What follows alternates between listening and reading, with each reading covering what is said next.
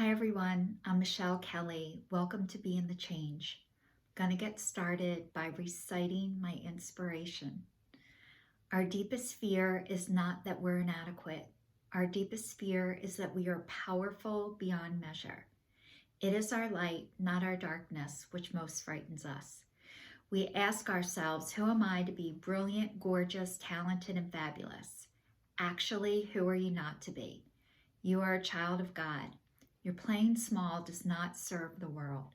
There is nothing enlightened about shrinking so that other people will not feel insecure around you. We are all meant to shine as children do. We were born to make manifest the glory of God that is within us. It is not just in some of us, it is in everyone. And as we let our own light shine, we unconsciously give others permission to do the same.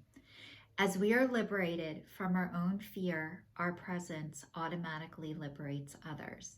Marianne Williamson. I'd like to say welcome to everybody who's watching me for the first time, and welcome back and thank you to everybody who's been following me on this journey where I started in 2019, stating out loud for my New Year's resolution that I was breaking up with fear, I was breaking up with shame, and I was breaking up with guilt, followed by a weekly video telling you how fear, shame, and guilt was not breaking up with me. It is a stalker, by the way. And in 2020, is still going on, to be kinder and compassionate to myself and others. 2021 was to break up with processed sugar, which I am now over 6 months abstinent free of sugar, flour, wheat, and caffeine, which is a miracle. And also for 2022, it is to put an income to what it is that I do. And I keep finding out what it's not before I can find out what it is. So I've been sharing with you guys on this journey that I've had to go on antidepressants, which I'm on my second antidepressant, and I'm on the Lexapro generic version, which I can't even pronounce it. Like every time I go to the doctor, I keep asking her to say it over and over again. So hopefully I'll be able to pronounce it one day. But I'm on my second antidepressant, and they upped my dose from 10 to 20. So that has been helping with my depression. But the first one that I was on was, God, I can't even remember. It's like, it was a derivative, I think, of Prozac maybe. And it was making me so sleepy. Like I had to sleep every single day and take a nap because I was so tired. So I switched to the generic of Lexapro, and I'm less tired. But I've been in this chronic pain flare up for, God, going on 12 weeks now. And I've been sharing with you guys, I live in chronic pain. I'm on Social Security disability. I'm on food stamps. I get help with my electric. My son Angelo and his girlfriend Dana pay for me to have Netflix, Hulu, and Amazon Prime so I can watch that, because I don't have cable anymore. I just have the internet. So this has been a hard journey, and I've been working towards getting into the public eye. And I want to share with you guys something really huge that I did, found it online, and it's called the Great American Speak Off. And apparently it's going to be like American Idol, but they're looking for the next speaker leader, which is me. And that's happening on Saturday. So you have to tell like your story in under 1 minute. So I was sharing it today to somebody, and because I'm in 3 different 12-step programs. So I go to 3 different 12-step programs in order to maintain my emotional well-being, my spiritual well-being, my physical well-being. I'm working on feeling better, being better, doing better. It is a full-time job. And I'm doing things that bring me joy and make me happy. And I'm growing out my gray hair too. I am coming into being in my body and being Michelle, myself, wherever I go, wherever I am. And it has been a very difficult road, but I've had moments of joy, moments of peace.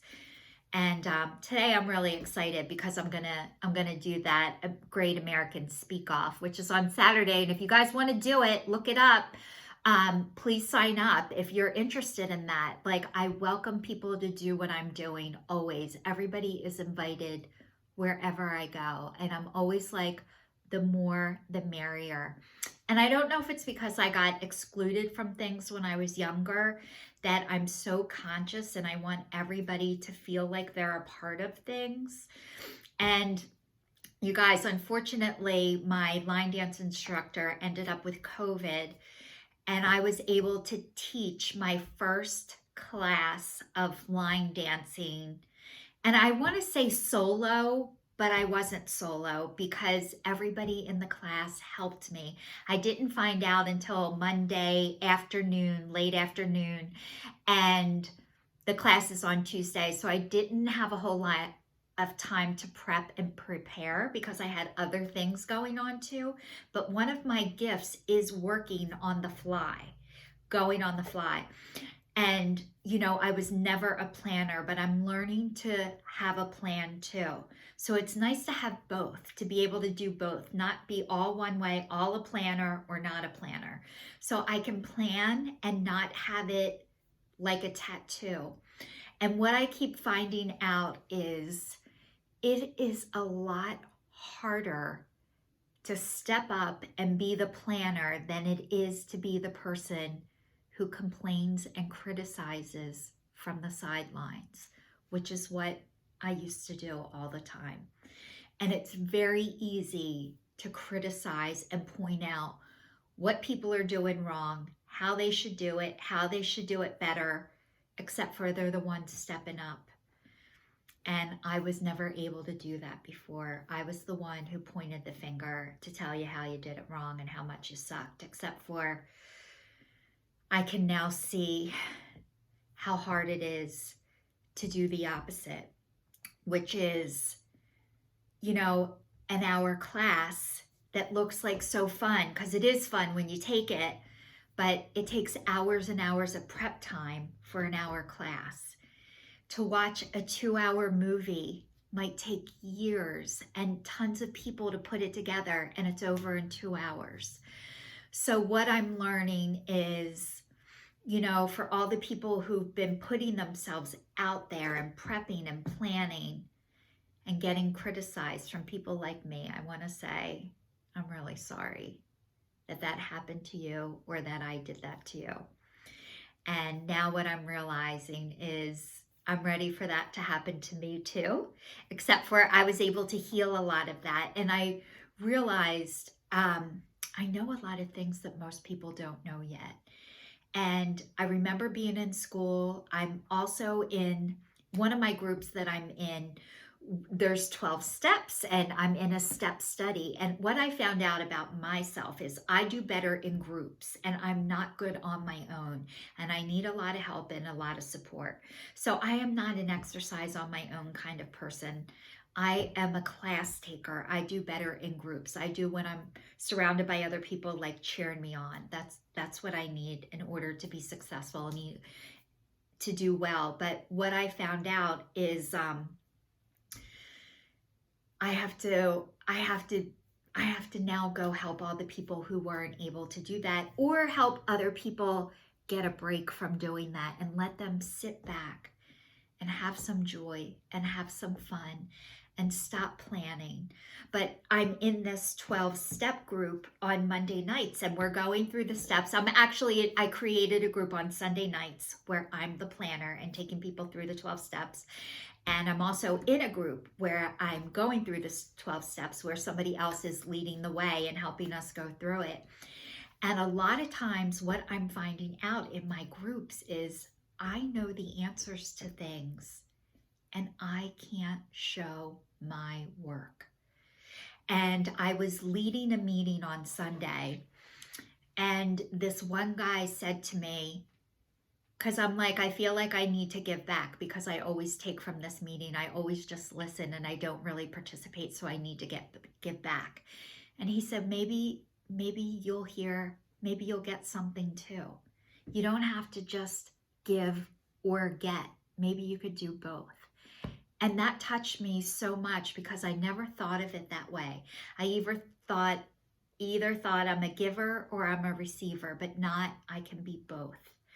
So that day when I was hosting this meeting, what came to me is the reason why I can't show the work is because God is doing the work. I'm just showing up for the class. And when I show up for the class, God does the rest. And what happened in my line dancing class the other day is there was one dance that I know it's so good. And I got up in the front and I could not think of it for the life of me. And instead of the girls coming up to the front, they pulled me back to be part of the class. And then they kept explaining it to me until it clicked. And it was the nicest, greatest gift that I got, was them pulling me back into the group instead of me pulling them to lead. Like, we're all meant to lead and we're all meant to follow. And I'll let you know about what happens on Saturday. I'm planning on going to Miami on December 15th and 16th because they're giving out a golden ticket and I know I'm going to get one. So thanks everyone for being here. Thank you for watching. Please stay safe, stay tuned, and I will see you all next week.